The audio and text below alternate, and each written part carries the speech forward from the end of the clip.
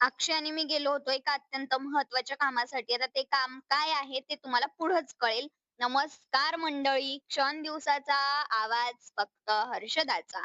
रक्षाबंधन झालेलं तर जमाना होऊन गेला. पण मी आज माझ्या भावांना राखी बांधली होती आणि त्यांनी मला ओवाळणी पण दिली.